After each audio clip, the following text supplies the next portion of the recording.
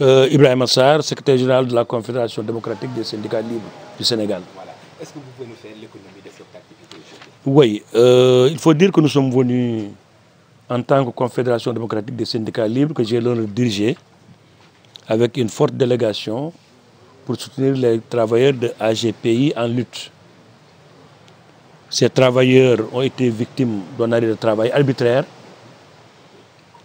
Après la résiliation aussi, sans préavis, du contrat qui liait leur entreprise à la SAR.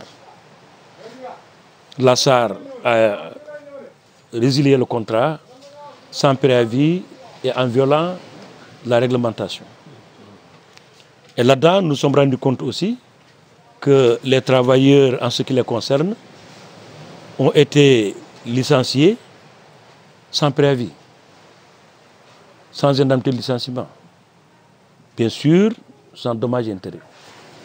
Et là, c'est une violation flagrante du Code du travail. Et notre centrale syndicale estime que c'est inacceptable.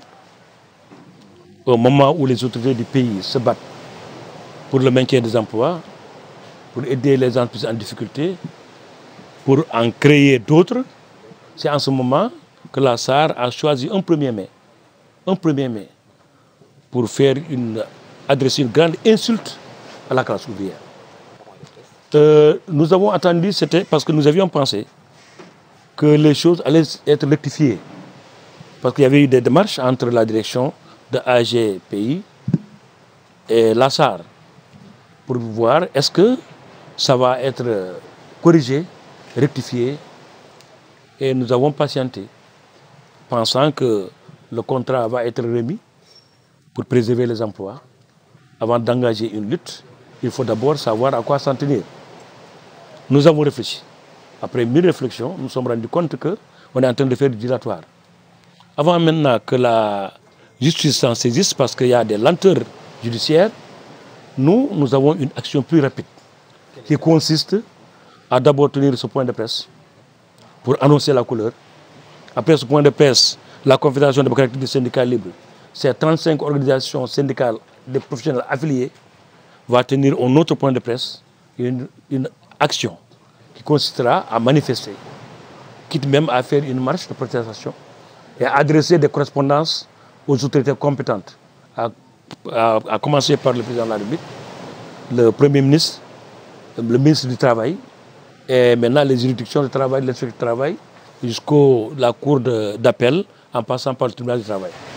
Et en ce moment, nous pensons que les autorités vont se réveiller parce que au moment où, je l'ai dit tantôt, qu'on se bat pour améliorer les conditions d'existence et de vie des travailleurs, des entreprises comme la SAR sabotent, créent un climat social délétère et sont en train de saboter l'action du gouvernement. Oui, bien sûr, on est parfaitement d'accord qu'il y a un complot. Parce qu'on ne peut pas avoir un compagnonnage de plus de 37 ans de service, dire que l'entreprise qui travaille avec vous est mauvaise.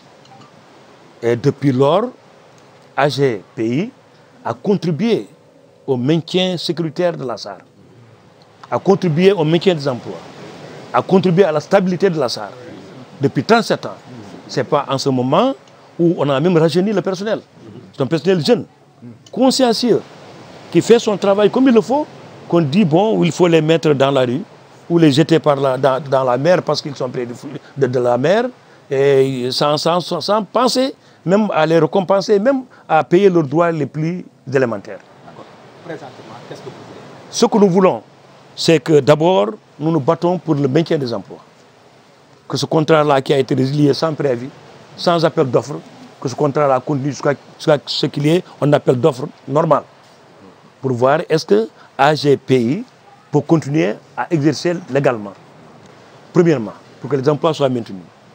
Si par extraordinaire, les gens devaient être licenciés, il faut penser tout de suite au paiement des droits.